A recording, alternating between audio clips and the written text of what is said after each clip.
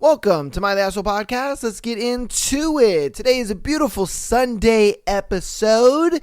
Hopefully you guys are having a great weekend. Today's juicy thread for today is people who work in the medical field.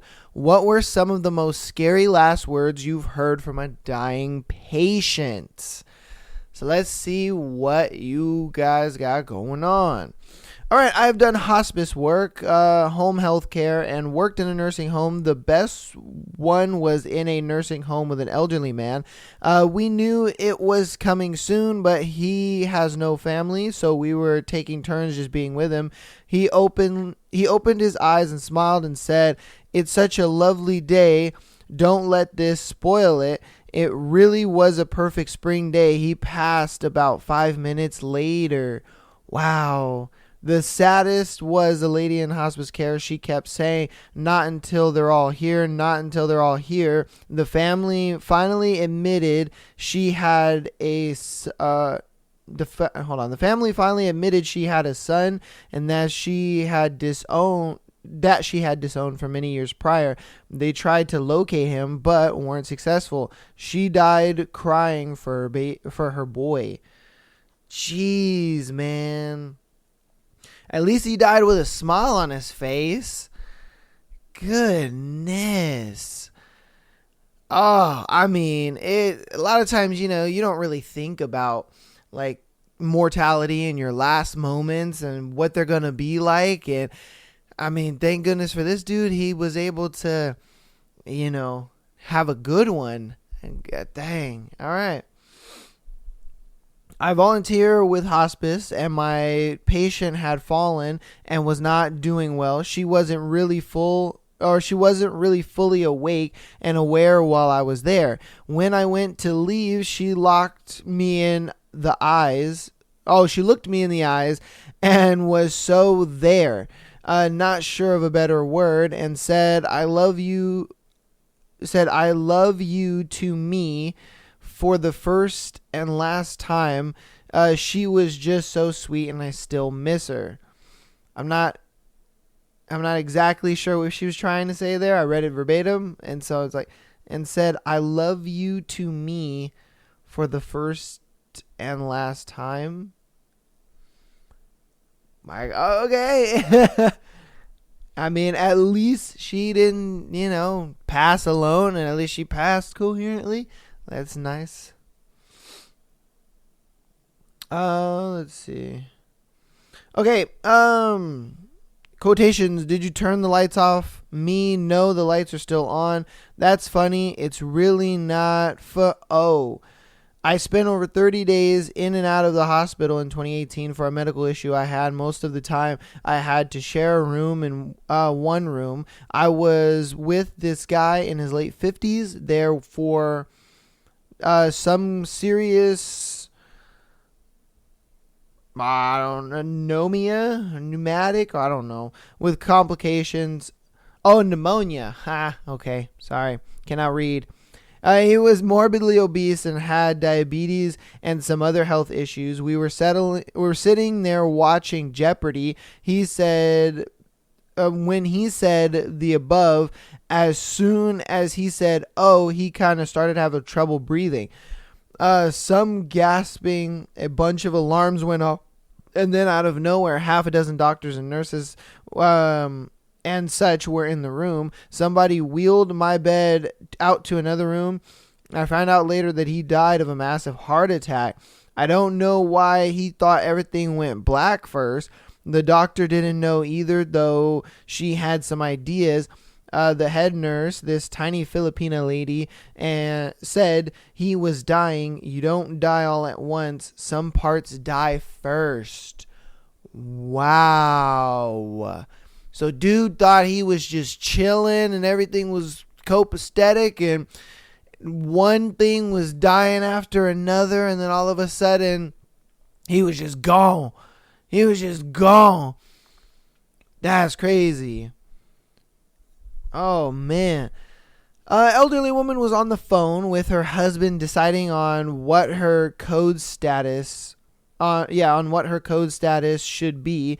She went into cardiac arrest mid-sentence. We didn't notice the phone when doing CPR until after she was pronounced dead. Husband listened to the entire thing. Oh, imagine being the husband, bro.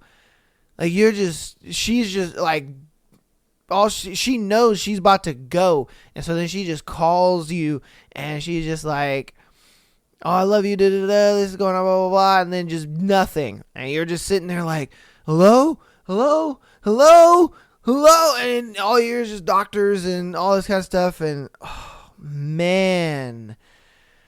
Oh. This type of stuff and needles is the reason why I couldn't do, and blood is the reason why I couldn't be like, I couldn't work in the hospital. Like, dude. Oh. One patient of my mom's was an elderly man at the ER who was cursing out his wife with the final gasp of his breath he could muster. His words were incoherent, but you could feel that they were full of anger. We later found out he was poisoned and the wife was the culprit due to an insurance fraud case. Yo! Oh, shit.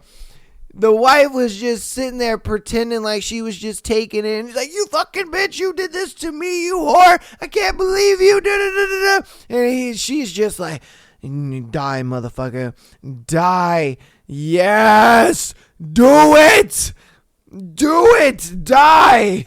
Like, god damn. Oh, shit.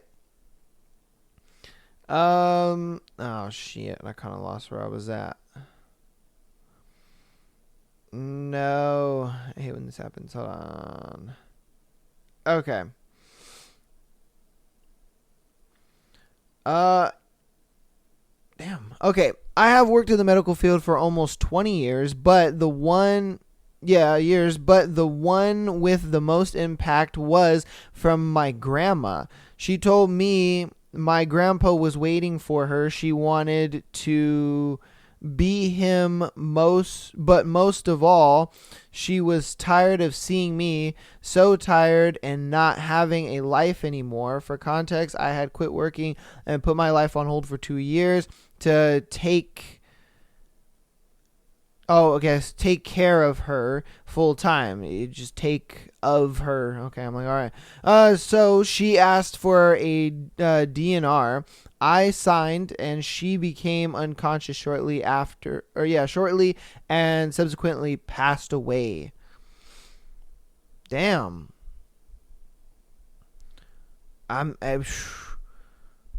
Okay. All right. Her shit was so broken up, I'm like, I couldn't really make coherent of it, but sure. Something lighthearted to share. I work in retail pharmacy and called one of our regular patients to tell him his meds are ready for pickup. He managed to answer his cell phone and told me he's dying and currently at hospice. Then he thanked me for always preparing his meds for him. I said, "You're welcome," and hung up on the phone, or hung up. Godly, it's not hung up on phone. Like, you guys, grammar people, hung up the phone. Jesus.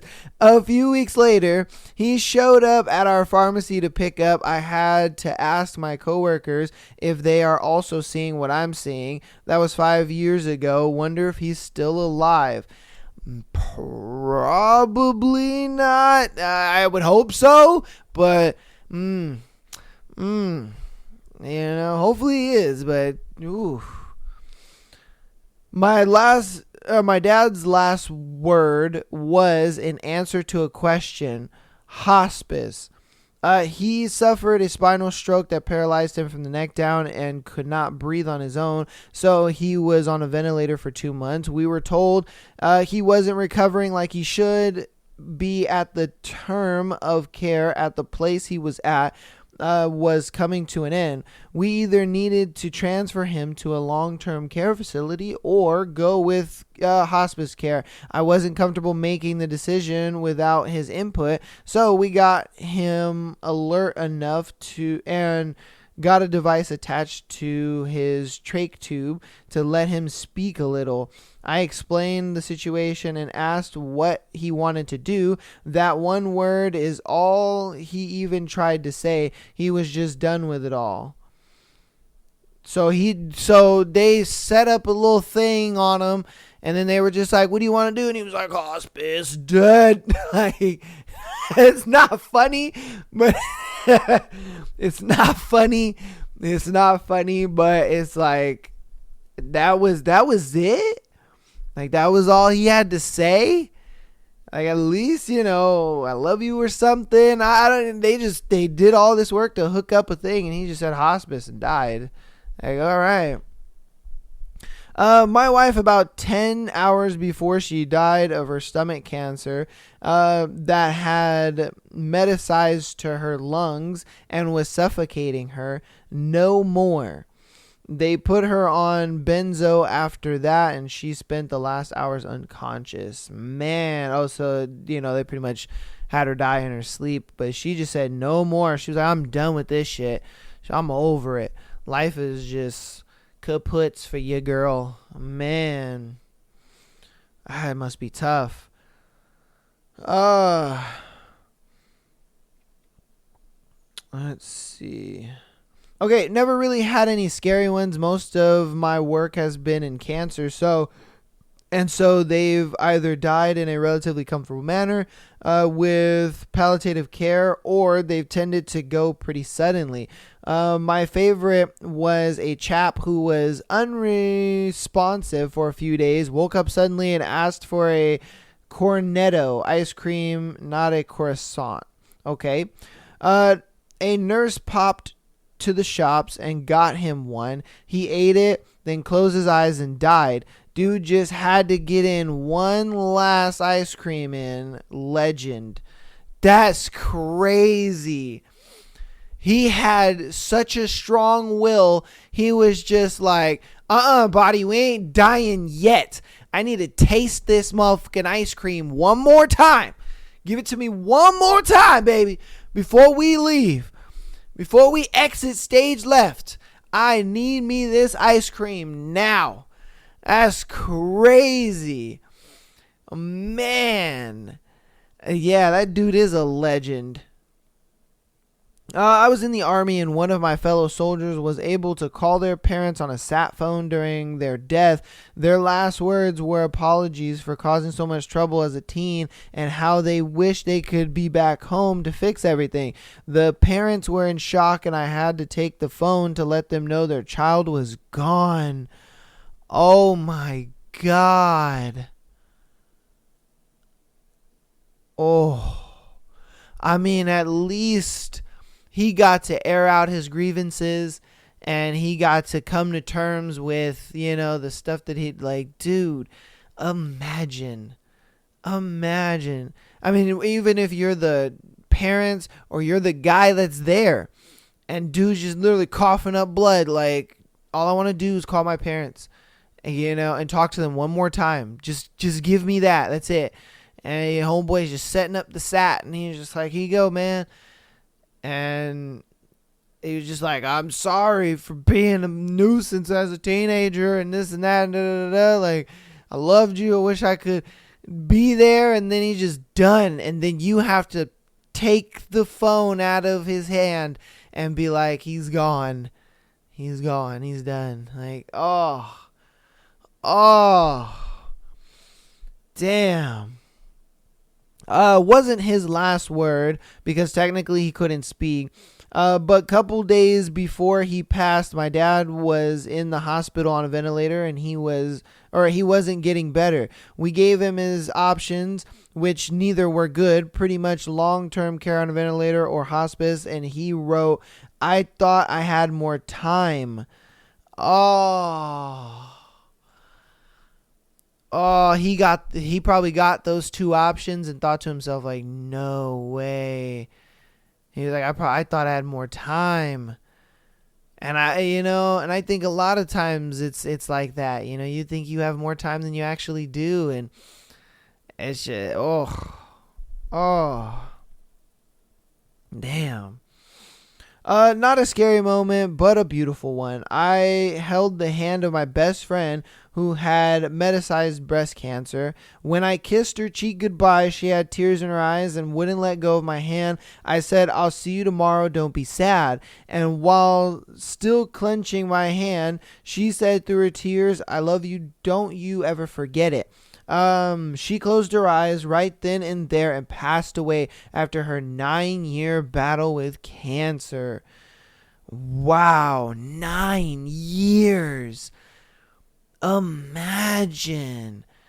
Like, she was just done. She was tired. She was like, I'm good. I'm over it. And at least she had somebody there with her like that. I think that made the biggest difference, if I'm being honest with you. That probably made the hugest difference in her eyes. She was probably just like, as long as I have my best friend with me, we Gucci. I'm ready to go. Beam me up, Jesus. Because 9 years is a long time. That's a long time to be dealing with medications, and I'm sure she went through chemo multiple times. I'm sure she had to deal with in and out of the hospital and all this. Woo! My goodness, like I said, there's no way. There's no way I could, be working, the cancer ward and all that kind of stuff during the hospital. Like, I just couldn't do it. You couldn't do it, man. Oh, to see that kind of stuff every day. My grandfather knew he was dying, and I sat with him for hours as different family members dropped by to say goodbye. He never spoke or really acknowledged them. When everyone had finally left and my folks stepped out for a breather, he started squeezing my hand. I asked if he was hurting, but he didn't say anything, so I asked if he was scared, and he turned his head to look right in my eyes. I told him it was okay and I'd be right there with him. He squeezed my hand again and whispered, "Ernie." That was my late grandmother Ernstine's name. Oh, that's a name. Holy shit. Okay, damn. So I started talking about her and that I knew he missed her, so maybe he was more nervous than afraid. I told him he looked really handsome, especially since the hospice nurse had come in and give him a clean shave, just the way Mama liked it. He squeezed my hand harder. His eyes got really and started mumbling. Okay, his eyes got really something. I don't know. Mumbling, no, JP. That's when I realized why he was so anxious. My grandmother's first husband was JP, and they were married for 15 years before he passed away in a logging accident. They loved each other very much and had 5 children. My grandfather married her a little while later, treated her children like his own, and they had 2 children together, with my dad being their youngest. They were married for more than 50 years, yet when my grandfather's time came, he was afraid that he wouldn't see my grandmother because she would be with her first husband. There wasn't anything I can say to seem to bring him any comfort. He just whispered JP over and over, shaking his head while looking around as if he were in the room. All I could say was, JP got to spend the last 8 years with her. I'm sure she'll be more than ready to see you by now. Ooh. Damn, he's like, no. I'm sure he was kind of freaking out a little bit. He's just like, no, like grandma up there with her first love, Like, I'm going to be up there with nobody. Damn. Oh. Damn. Oh. Goodness. I mean, at least you were there with him to the end. You talked about, mama, and you know what I mean? And you gave him some comfort, I guess. Jesus. All right, I'm going to do like 2 more. This thread is a little sad, if I'm being honest with you. But I appreciate you guys sharing your stories for today's thread. I was with my father-in-law when he passed, no words, just long gasp breath like a fish out of water. He kept trying to pull the sensor leads off himself and leave. But he just didn't have the energy. He was 6'4" and 300 pounds of kind-hearted grumpiness until the last year of his life when he must have weighed around 220. Cancer ate him from the inside out, slowly, painfully, and relentlessly. Greg, you tough son of a bitch. I miss you every day. Man. Oh, that's crazy. Ooh.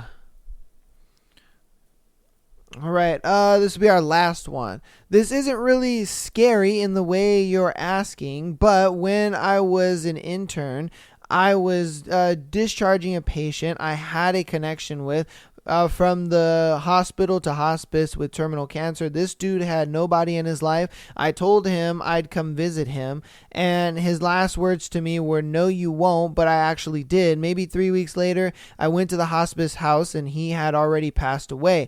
I was wrecked, but it made me realize how fast things can change, and the impact of my last words to this dying man was, okay. And the impact of my last words to this dying man scarred me and stuck with me. My goodness. Dude, he was like, "Don't worry, I'll come visit." And he was like, "No, you won't." He's like, "'Cause I'm going. I'm out of here." I'm telling the big man in the sky, cash me out, baby. Clock me out. I'm ready. I'm ready to go home. Dude was ready to go. And that, I feel, is the most scariest part about, I guess, mortality itself, is just when your punch card is up. You know what I mean? When you're clocking out of this life and you're going home. That to me is like the craziest thing, to think about. You're just like you just know. It's like when you're sick. It's like when you know what I mean, your stomach hurts, when you got a boo-boo, or you know what I mean? It's just that feeling you get of like, you're done. Your body's ready to go. It's, dude, that to me is the scariest thought, about life, and it's what kind of makes me live the life to the fullest, and it kind of is what makes me live, life in such a grateful way, where I'm just like, I don't harbor hatred for people, you know what I mean? I don't get mad at people as easy. I don't, have a bad relationship with my mom or my dad and all this kind of stuff, because it's just like, you're gonna reach that point sometime in your life, and when you do, it's like, I want to have no regrets. I want to just be like, I want to get into all the stuff that I've always wanted to do, whether it fails or not. You know what I mean? Like, there was a point in my life I wanted to be, a musician. I mean, I still do. I still love making music and all that kind of stuff. But it was just like, I did it. I have no regrets for it. This podcast, I'm like, this is something I wanted to do. And I'm like, fuck it, I'm going to do it. Whether it works out or it doesn't, I won't have that regret. And it's just like, and just same thing with other things in life. It's just, so it's just, man.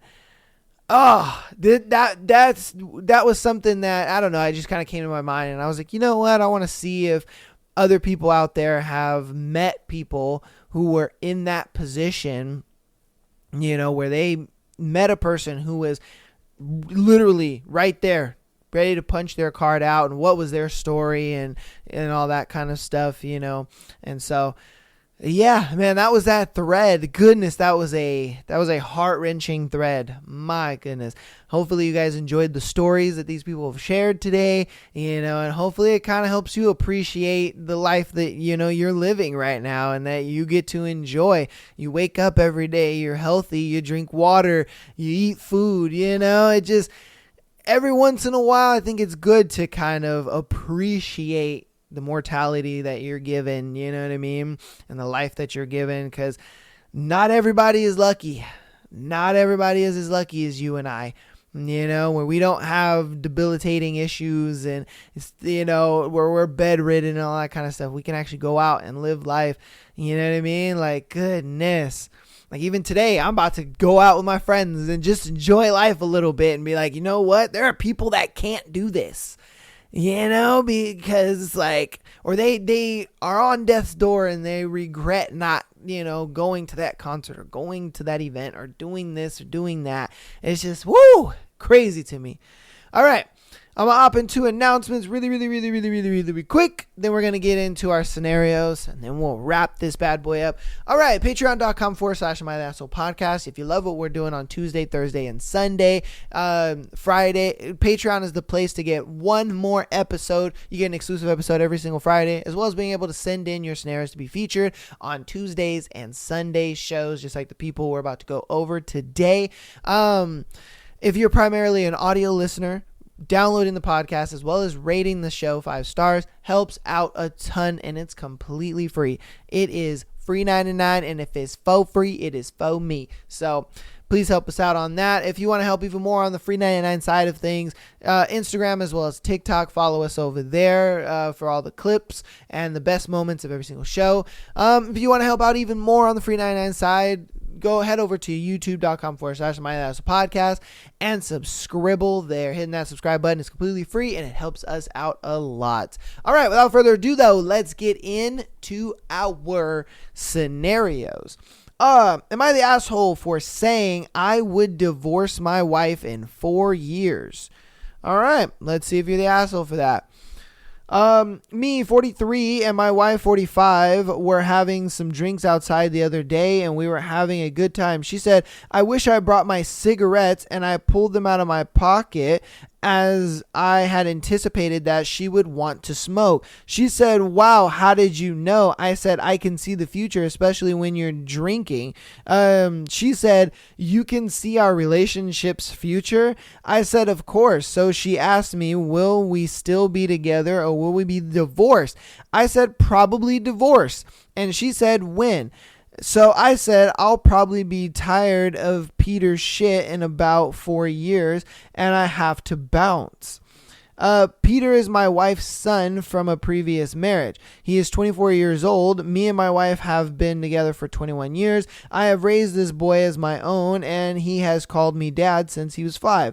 We have a great relationship. Never had the "you're not my real dad" fight. We are good. However, I feel like my wife coddles him, and he is failing to launch, so to speak.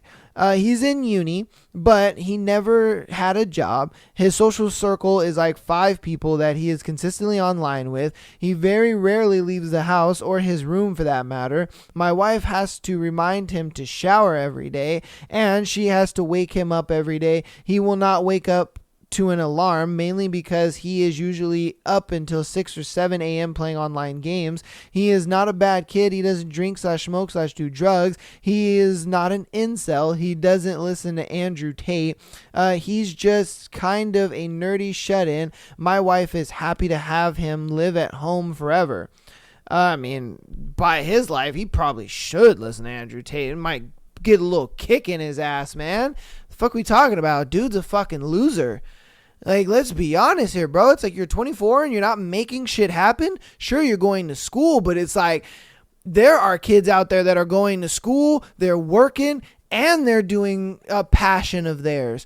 Like, what do you mean?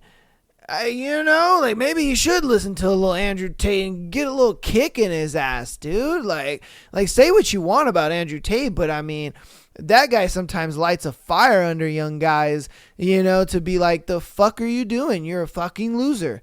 You're in the house all day. You're not doing anything productive. You're not making something of yourself. And it's like, sometimes you need that little kick in the butt, and low key, he needs that. I'm not saying he needs it from Andrew Tate, but I'm just saying he just needs a little fire under his ass. Like, bro, you're 24 and that's all you're doing is going to college and playing video games? Like, my guy, get into something. Goodness. And I can see why the husband or the dad in this situation is like, I would divorce you because of him, because it's like, dude, I don't want to have to take care of this kid the rest of my life. Like, what the fuck are we talking about? Like, sure, I get it. It's tough out there right now to like live on your own and all that kind of stuff. But it's like you're 24 and you're not at least making the steps towards that. Like literally, you're doing the bare minimum. Like he's probably in uni, he's probably taking like the bare minimum classes. And so like, I'm just saying. I don't know. I'm just saying, that's kind of my 2 cents with it. My wife is happy to have him live at home forever. I'm not. And I am very worried for him. He cannot drive and does not want to learn. He is comfortable in his life and sees no reason to grow. I stress the fact that he is an adult now, and my wife many times... I stress the fact that he is an adult now to my wife many times, but he will always be her baby. Honestly, it's killing me to watch her enable him. Every time I try to encourage him to get a part-time job or get out of the house, she tells me off and asks me to leave him alone. I feel like a failure as a parent, but he is happy. Okay. I'm going to read it verbatim. But he is happy is staying out of trouble. Okay? That's like he could do so much more though. He is very bright. I will say to her, what if we died tomorrow? What would happen to him? What would he have to do a lot? Hold on. Oh God. All right, I'm going to just read it verbatim. What would happen to him? He would have to do a lot of growing up very quickly. Maybe we should push him a little bit now, but she won't hear it. Anyway, she lost her shit on me. How could you divorce me because of Peter? He'll be fine. Everyone develops at different speeds, etc. I get it. I know. I think she also feels like we failed him by over providing, and she doesn't want to hear it. But guys, I can't sit around forever if this is the trajectory. I pray he snaps out of it, finishes uni. He is now a junior at a 4-year. He doesn't take full course load. Told you. Yes, we are paying everything, gets a job and grows up, but if not, I can't see myself supporting him forever. I feel like leaving might actually be good for the both of them. I contribute 80% to the household finances. She works part-time. Anyway, I don't really think it will come to that. I have faith in the kid. I was just 50-50 joking and serious with my 4-year timeline. 4 years is a long time, right? Not really. Those 4 years are going to go by like that, my guy. Trust. Oh, man. Everybody thinks that like 4 or 5 years is such a long time, and trust me, it's not. Those 4 or 5 years before you know it, man, are going to go by in the blink of an eye, and you're going to be like, holy shit, we're here, And then that decision might come up, and you never know. I mean, could the kid get, on his feet and stuff like that? 100%. He'd be 28 by that time. So it's like, yeah, he definitely could. But I knew it. I called it. It's like he's doing the bare minimum. And I knew in uni he wasn't doing a full course load. I knew he was doing like the bare minimum of classes, because it's like he looks at his life as so cushy. Why am I going to do more than what's expected of me? And that's the type of shit that his mom is enabling in him, to where it's like, dude, he doesn't feel like he has to do any more. And it's like he needs that fire kind of lit under his ass. And that's why I'm saying it's like maybe he does need to, listen to one of these guys who really is good at motivating and getting out there. Sure, if Andrew Tate's not your cup of tea, that's fine. But there are many of other people out there that can motivate you to get out there, do the things that you want to do, accomplish the goals that you want to accomplish, because trust me, man, it's not going to just come to you. It's not. You got to work hard to get to where you want to be, especially nowadays with the internet and so many people out there, competing against each other. Like, dude, it's a rough. It's rough, and there's so many talented people out there. There's so many people who work so much harder than the average person. I mean, there are people who do a full-time job, they do their passion, and they, do a little side thing here and there or whatever. There's some people with 2 jobs and then they do their passion. There's some people who do multiple passions and a full-time job. And, I'm no exception. I have a full-time job and I do my passions. And so it's like, the fact that there are so many people out there that are just like striving so hard, and he's doing the bare minimum and expects like, oh yeah, everything's just going to work out for me. It's like, no, because even those people that are working the full-time job and doing multiple passions or doing multiple jobs and their passion, guess what?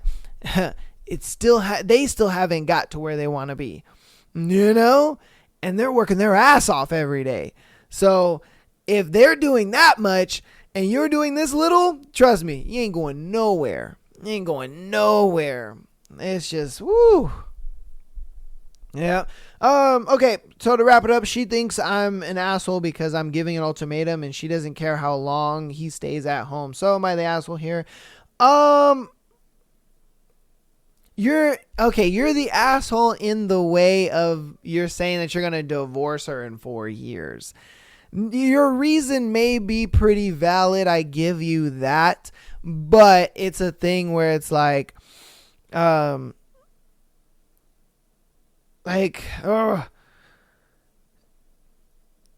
don't know. I mean, I guess he's not the asshole just because of the reason is pretty valid. I don't know.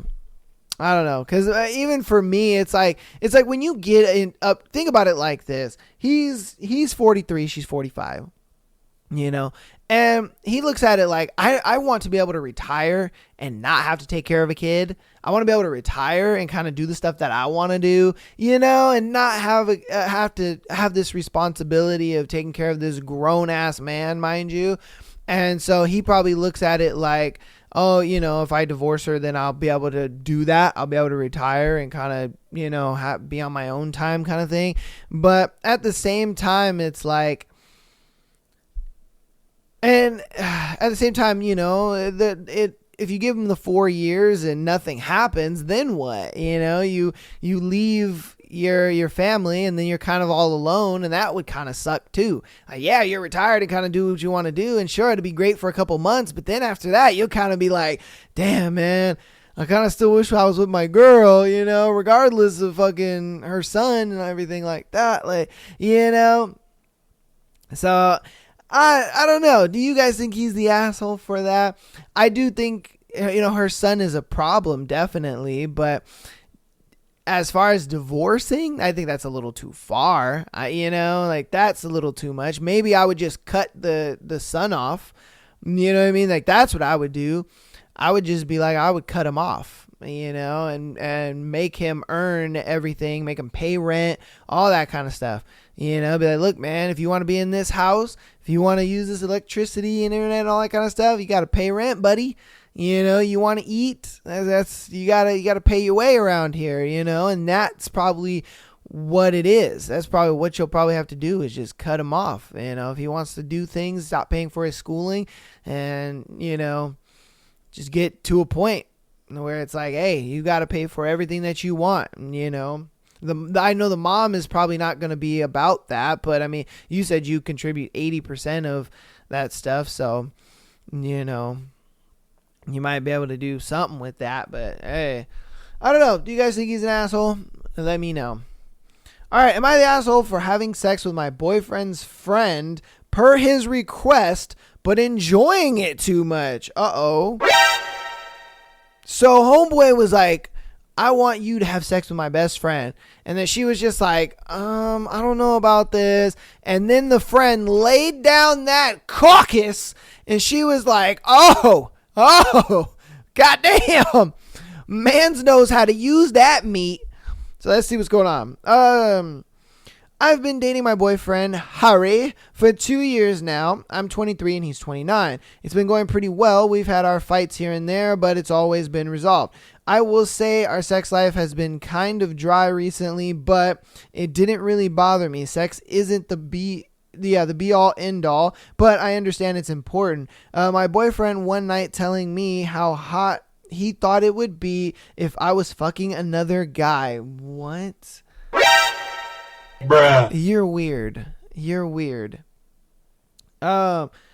Let's see. And it kind of took me by surprise, but I get that people developing kinks and want different things. He kept bringing it up and I thought it was a joke for a while, and then he outright told me he wanted to see me fuck one of his friends, Justin, and now how he thought it would be so hot to see. Now, Justin is your prototype hot athlete type, shredded, tall, just an incredibly handsome individual. I initially just laughed it off, and I honestly thought he was still joking. And if I'm being honest with you, she was probably just like, no, I would totally don't want to fuck him. What are you talking about? Like, he's all tall and muscular and shit. No, thank you. Like, what are we talking about here? I can see why she liked it. Like, come on, man. He kept bringing it up and saying things like, I know Justin finds you hot too. Come on. I know it'd be fun. We'd all have a great time. Mind you, this is him literally wanting me to fuck one of his friends. Not like a threesome. He just wanted to outright watch me and Justin go at it. I eventually just was like, you know what?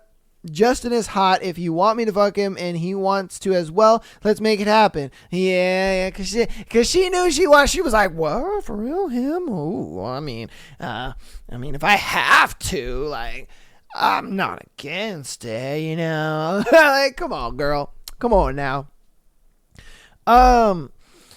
Let's see. I asked him if there was anything off the table, and he told me he just wanted me to have a good time and enjoy it. My boyfriend was super excited with me agreeing, and like I said, Justin is hot as hell, so I wasn't mad about the idea. He invited Justin over. We had a few drinks. I was a little drunk, and me and Justin fucked while Harry watched. Harry told me he didn't want to get involved. I had a great time. Justin had a great time, and I thought my boyfriend enjoyed it too. I won't get into the specific details about what went down, but the day following me and Justin having sex, Harry got pissed at me and was telling me things like, why the fuck did you enjoy him that much? And you never sound like that when we fuck. And asked why I never said that many dirty things like I did with Justin, which is just a lie. I usually say dirty things with Harry as well. After that night, he told me not to talk to Justin anymore, and it was a one-time thing, and to block his number. I did all of that, and he's still giving me attitude and almost treating it like I cheated on him, which I feel like I didn't. Was I in the wrong? If I was, how can I fix this? Why did you do it in the first place? You know what I mean? Like, what the fuck? You knew, in a way, you're not dumb. Look, you're not dumb, girl. And I know you're not stupid. You knew that something like this was gonna happen. You knew that, like, shit was gonna eventually hit the fan, or he was gonna feel some jealousy, or he was gonna feel some resentment toward it. Like, you knew this was gonna happen. It was why you kind of played it off for so damn long. But for some reason, you sat there and you did it. And now you're kind of wondering why he's being like this. Like, come on, girl. Like, you kind of knew he was going to do this. Now, I'm not putting any blame on her, because if I'm being honest with you, there's blame on both sides. It's, for one, I think dude wanted to watch his girl get smashed by another guy who he may have felt was like, oh, he probably can't, his dick game is probably not as good as mine or whatever. That might have been what it is. Either that or, he probably, was smashing some other girl and then wanted to have her do this.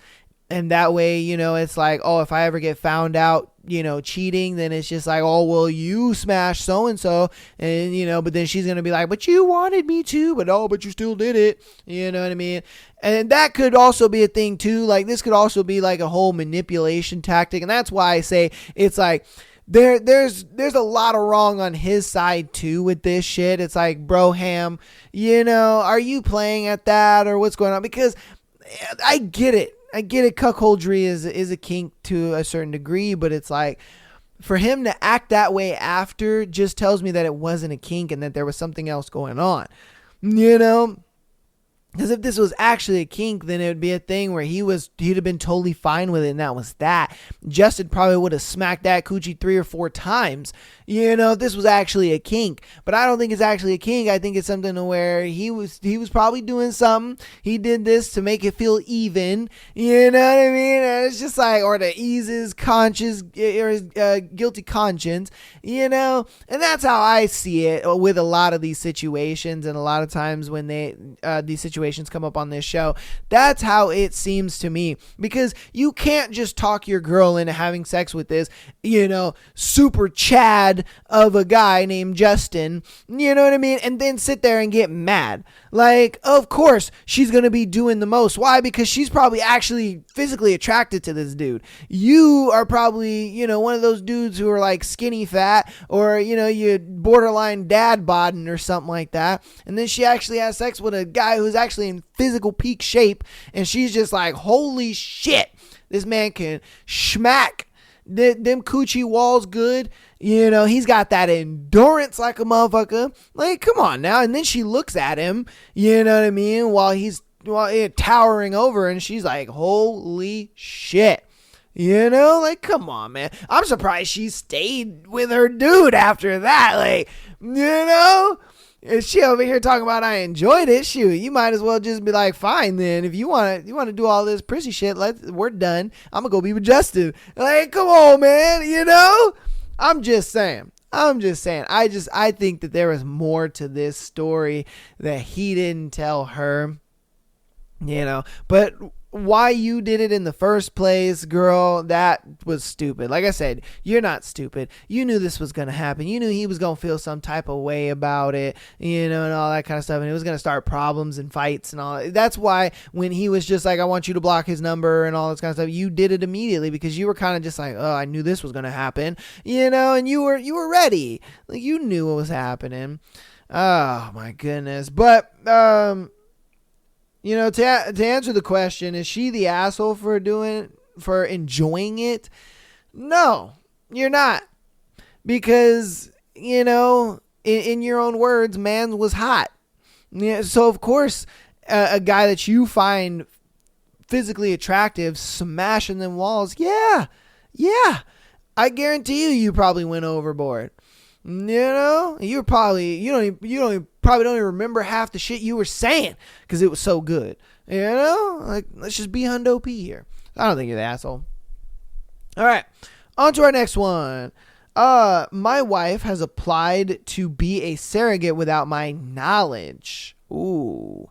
Okay, my wife, 31 female, walks up to me, 35 male, this morning and proceeds to tell me that she applied and was approved to be a surrogate mother. We have been married for 2 years, together for 7, have 2 kids of our own, and have been trying for a third. She's a stay-at-home mom. I provide for the family. I'm clearly agitated by the situation. I'm not yelling and screaming mad, but I'm upset. This decision affects our entire family. Not only have we been trying for our own baby, but this is going to be hard on our family, on our relationship, on her body, her mentally and emotional health. I've expressed all of this to her, and all she can come up with is that it's a selfish act to help another family. Which I understand, it helps another family, but at what cost? Her marriage, her kids. I can't stop what I'm doing to take care of her when she's pregnant, especially if it's not my kid. I don't need or want the money. She would be paid for carrying the child, as we are well off because of what I provide. So please tell me how I'm the asshole.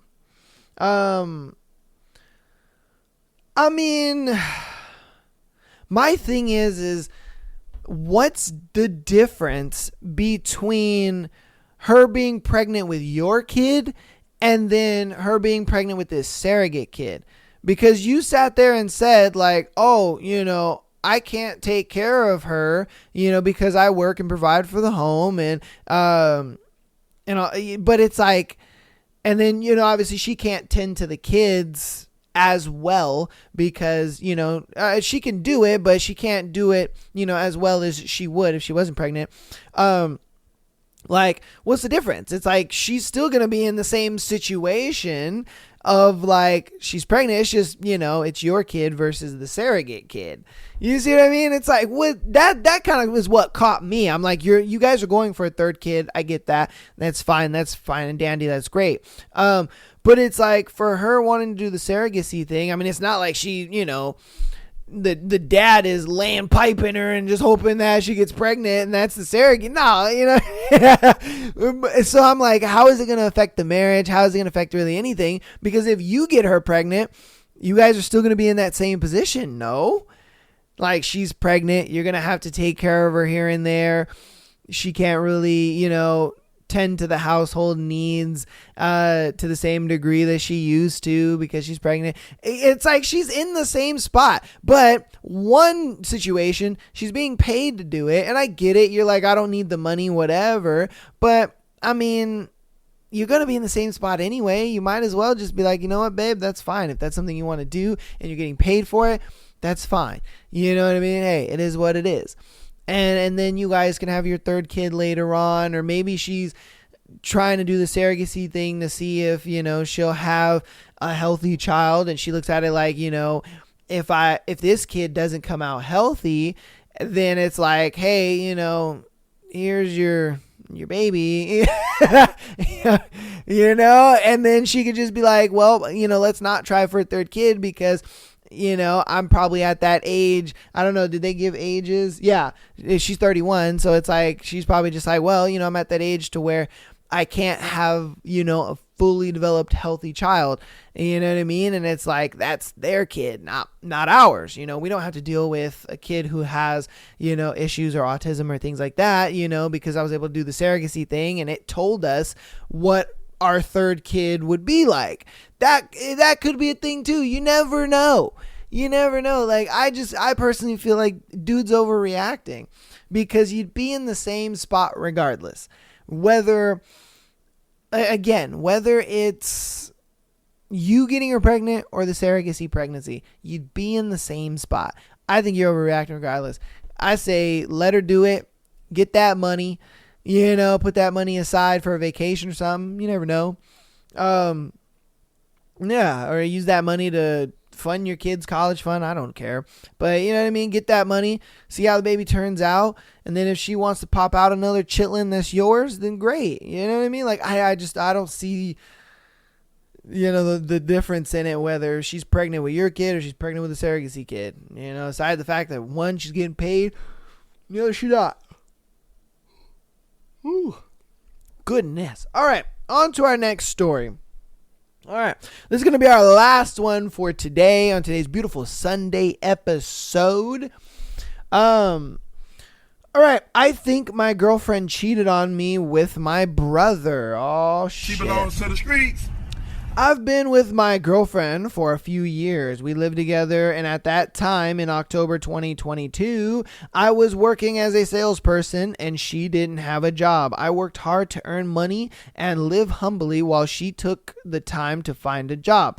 I worked as much overtime as possible for a week during the day. She spent at my brother's, who lived in the next town. No problem. I trust her. He has a dog and she loves dogs. Then at home, she is bored with my store hours. Didn't shock me. Then one day on my Google photo, the desire to switch accounts to look at his photos crossed my mind. So I did it. I found some nudes that I have never seen in my life. A photo of a panty stained with white and a video capture of her snap, which showed the my eye only. I had very serious doubts, but nothing blatant, just jealousy. Okay. One day we were going to make love. I saw her pussy full of pieces of toilet paper. I know she wasn't home all day, and the pieces were really around the hole. Internally, I exploded with rage, but I didn't see anything obvious. Wait, what? He was just like, "What? Bitch, why does your vagina have toilet paper pieces around it?" Like, that's such a weird thing to get mad at, but okay. I mean, maybe there's method to the madness, I'm guessing. I don't know. Like, what? Several days pass where I think about it day and night, and it destroys me inside. One evening, I took the plunge. I came home from work, and I asked her directly if she was cheating on me. She replied no. She didn't understand. I told her to show me her phone to show her my proof, and she did it. I go to the photo gallery, not the Google one, and I show him the pictures that gave me doubts. I also go to the deleted ones, and I see a photo of my brother's back with scratches, his neck with mini hickeys. Then she takes her phone back saying, "I have private things." Then even though she always told me she had nothing to hide. We spent the evening explaining between tears for her and howls of anger from me. She explains to me that the nudes were for her and learning to love each other. The photo of the panties and the capture of screen to tease me, except she didn't know how to do it. My brother's marks came from the fact that it was his sex date and he just wanted to keep it as a souvenir. I don't know. This shit ain't lining up.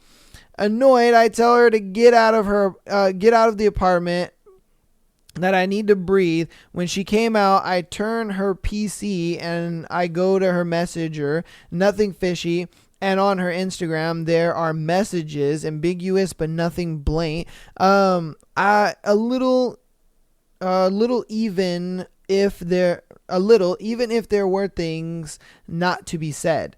We explained to each other all week. His answers didn't convince me, but I didn't find anything blatant disturbingly, certainly, but not deception strictly speaking. With a history of extreme jealousy, it happened to me in the past to make connections too easily, even though no. Okay.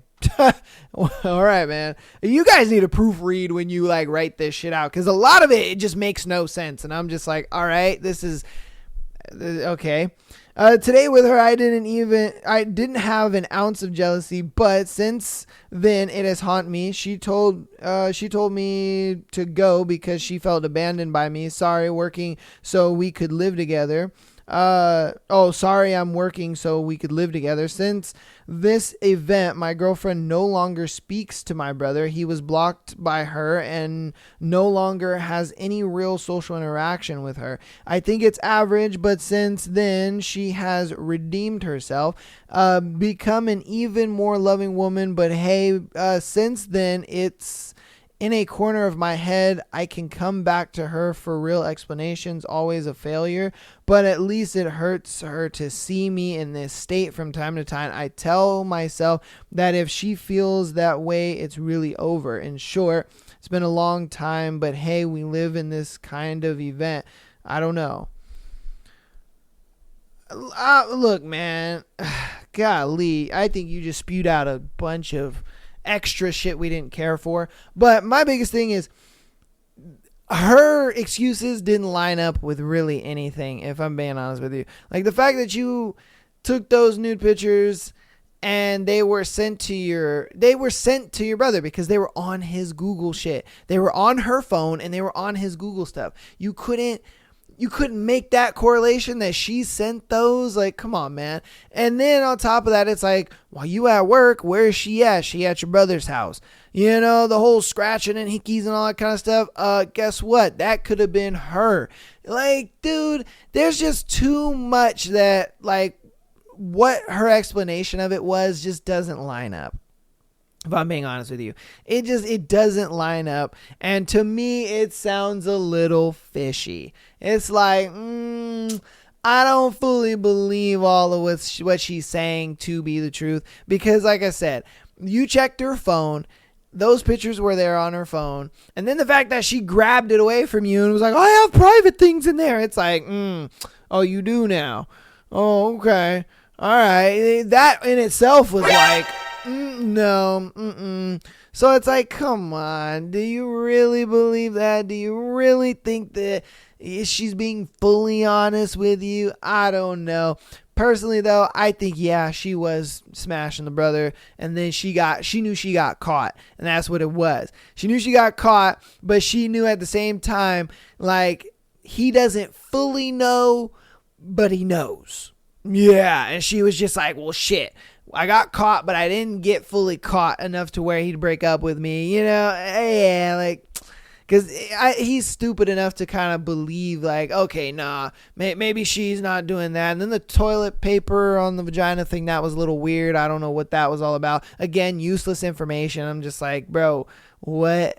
So, like I said, I think she was cheating on you, man, and you went back to her, and that's what it is. You guys let me know what you think about that scenario and all the scenarios that we've gone over in today's show. Thank you guys so much for watching. That's going to be it for your boy for today. Appreciate you guys. Next week, we're going to be starting a brand new, or is it next week? No, it's not next week. It should be, because if I remember, next week, I believe is... Okay, yes. So next week, Haunting Adeline is 40 and 41. And then the following week will be the last episode for Haunting Adeline. So hopefully you guys are enjoying the Haunting Adeline. That one is coming to a close. I'm excited for that. I'm excited to get into the last few chapters of this book. And then we